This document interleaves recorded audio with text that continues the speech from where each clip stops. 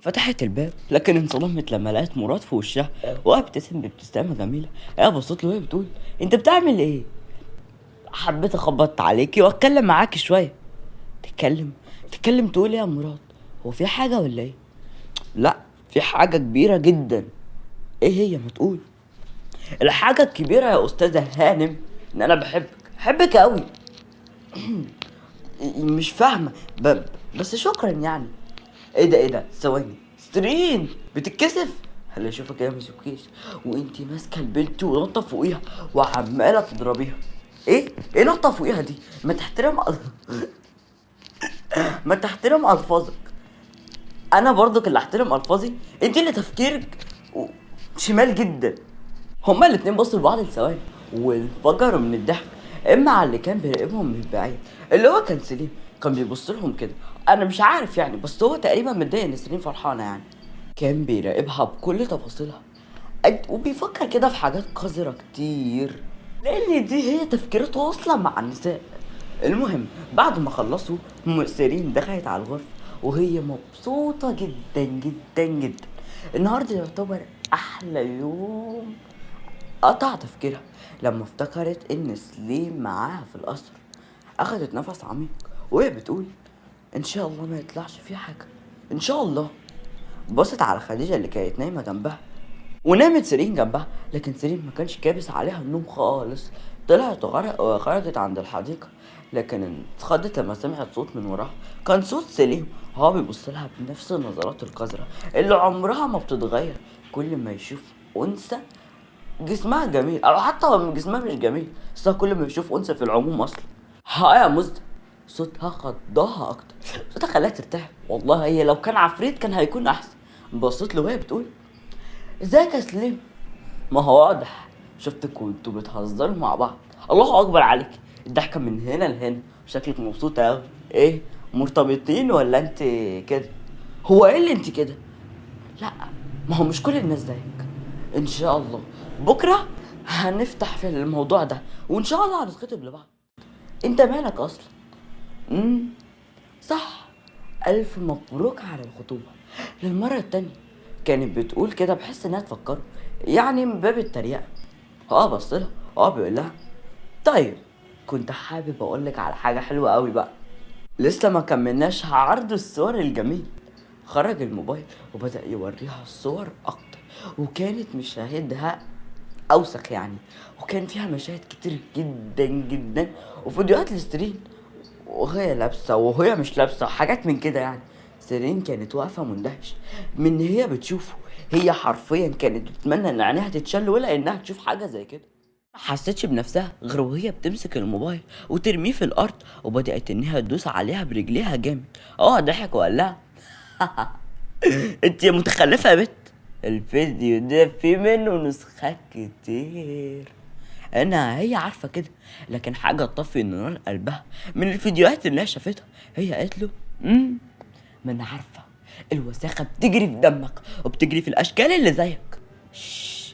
على فكرة كلهم بيعملوا زي، اعملوا فيهم يا ارض تهدم عليك يا ادي، وفي الاخر بيبقوا عاملين انا عارفة اللي انت هتقوله. في الاخر بيبقوا عاملين زي الكلاب معاك وبيسمعوا كلامك. لا، انا مش هسمع كلامك في اي حاجة انت هتقولها.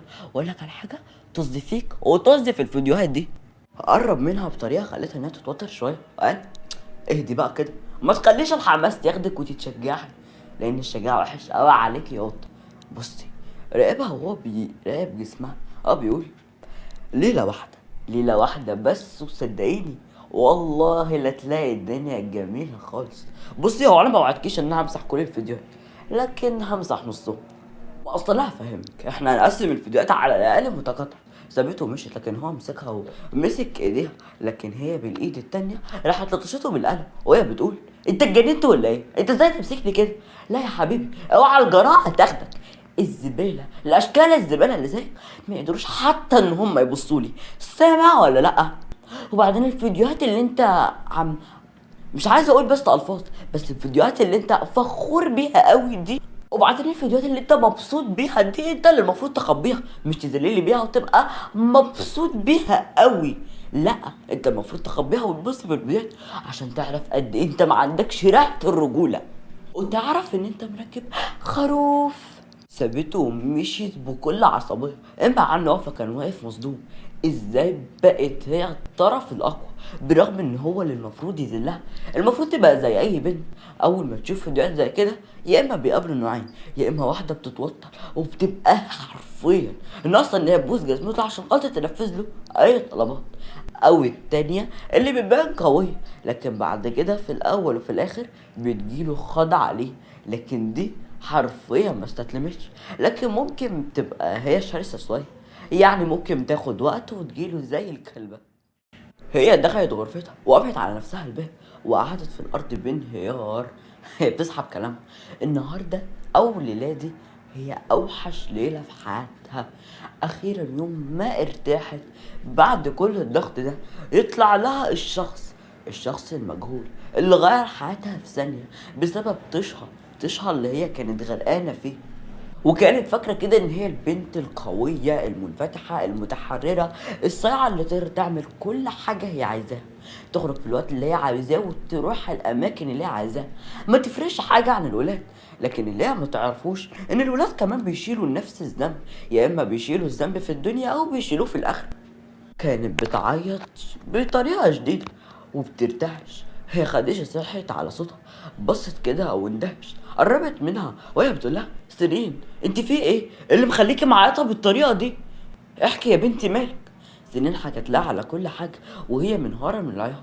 خديجة ما اتكلمتش لكن سندت سيرين لان سيرين كانت تعبانة جدا، وغسلت لها وشها وقعدتها على السرير واتكلمت معاها بهدوء وهي بتقول اهدي كده، خدي نفس عميق، سيب الموضوع على ربنا، فكري بطريقه برضو منطقيه، هو مش قادر يفضحك قدام الناس. ده اولا. ثانيا انا من رايي يا سرين انك تحكي لمراد على كل حاجه، بس يبقى انت كده مش هتخافي من حاجه. هو مش قادر انه يعمل كده عشان خاطر طبعا سمعه العيله ما تتبهدلش. انت بقى احكي بقى لمراد بس، فساعتها هو مش هيبقى يقدر ان هو يقول لحد. فهماني؟ فهماكي. لكن ما ينفعش طبعا ان انا اقول لمراد. اولا مراد مش هيصدقني وهيفتكرني واحده من ايام. خلاص اهدي شويه ما تقلقيش.